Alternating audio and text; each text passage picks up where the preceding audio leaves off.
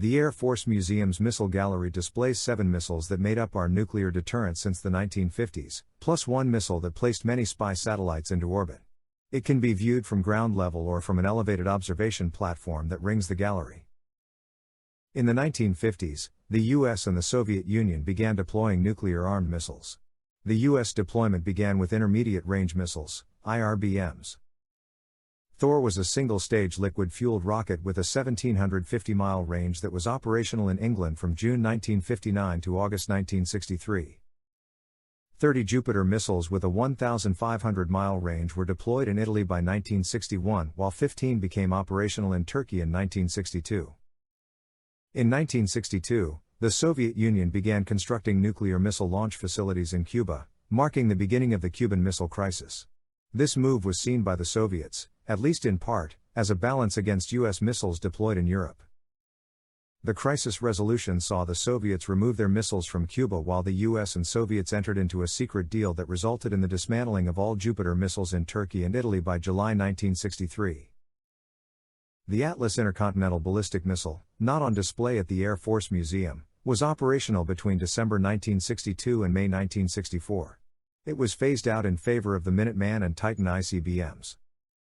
In April 1962, the Titan I became the second ICBM deployed by the Air Force.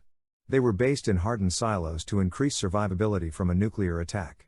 They had 2 drawbacks, taking about 15 minutes to fuel followed by being lifted to the surface by elevator, a slow process if the US was under attack. In addition, its propellants were dangerous and hard to handle. They were removed from service in 1965. The Minuteman I entered service in October 1962 and had the major advantage of using solid fuel, allowing it to launch in less than a minute.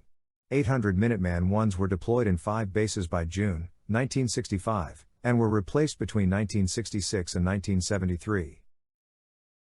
During its time, Titan II was the longest-serving ICBM in the Air Force Strategic Arsenal, operating from 1963 to 1987.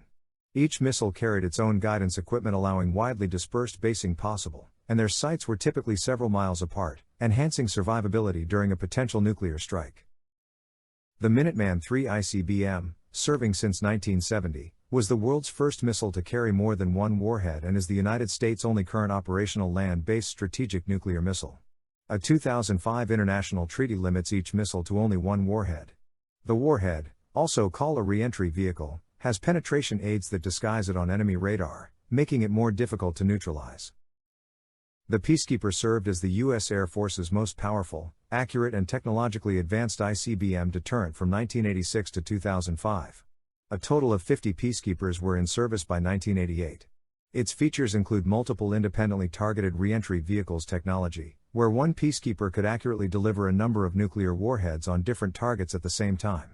As a result of the changed strategic world situation and the Strategic Arms Reduction Treaty II, the United States deactivated all 50 Peacekeepers between 2003 and 2005. While Thor was created as an interim nuclear deterrent, it later became a very successful satellite launch vehicle. The Thor first stage launched the Agena and its satellite payload into a low orbit, then the Agena boosted the satellite into its final, higher orbit. This combination placed Corona intelligence imaging platforms into orbits to spy on the Soviet Union. I hope you enjoyed this narrated virtual tour of the Air Force Museum's Missile Gallery. If you would like to tour other galleries in this series, convenient links are listed in the description section below this video.